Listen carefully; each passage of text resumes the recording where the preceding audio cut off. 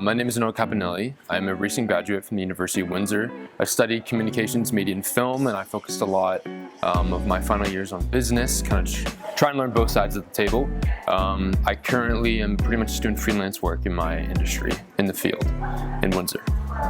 Overall, I think there are two reasons why I chose to go to the University of Windsor. So the first one was that it made most financial sense. So I feel like if I went to another university where I couldn't stay at home during my time there, I'd have an uproot in expenditures that would just be unnecessary. And the second one is that the University of Windsor is one of the only universities around here in Ontario that actually offers a film production program. So CMF has an actual focus on the practice of filmmaking rather than the study of the theory of filmmaking. So for example, I was actually slated to go to Carleton or Ottawa with my friend right after high school, and unfortunately they only offered film studies, whereas here we actually get our hands on the cameras, which is nice.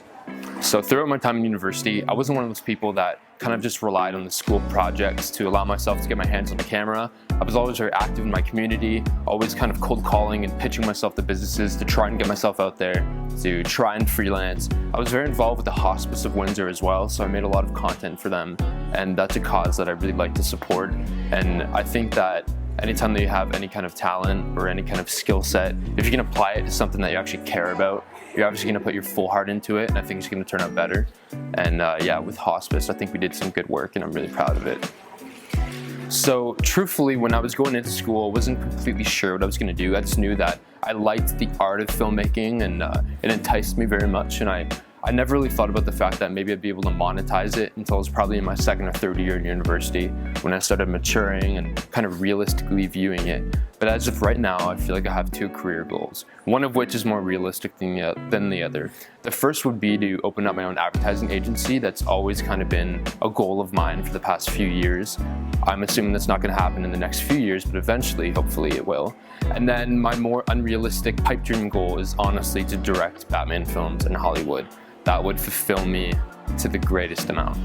So if I could go back to high school, I feel like something that I'd really want to focus on is actually kind of learning the business aspect of filmmaking more than just the practice or the art of it itself.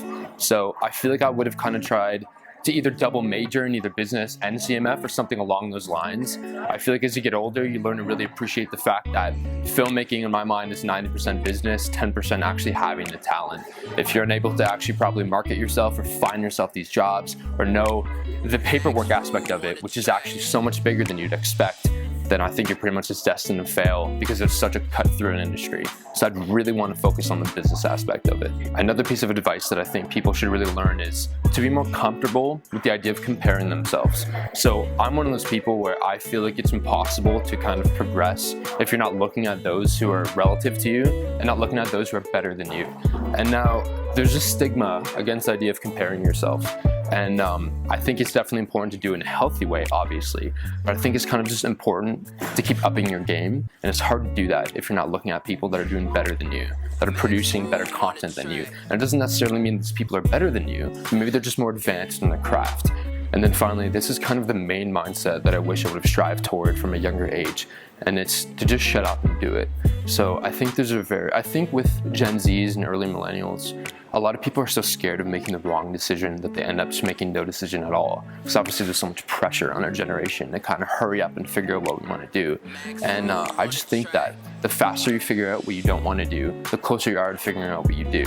So I spent probably like a good 3 years pretty much just staying professionally stagnant because I just wasn't sure what to do. And I would just sit at home and tremble and end up making no decision at all. And come to think of it, I would have rather gone out there and failed a million times rather than just stay home and do nothing. So I think at any time that you're considering doing something, the fact that you're even considering it alone means that you should do it. So just shut up and do it. Don't worry, now's the time to fail. We're all young, we'll be fine. Fail a bunch of times, and then you'll be able to pick yourself back up.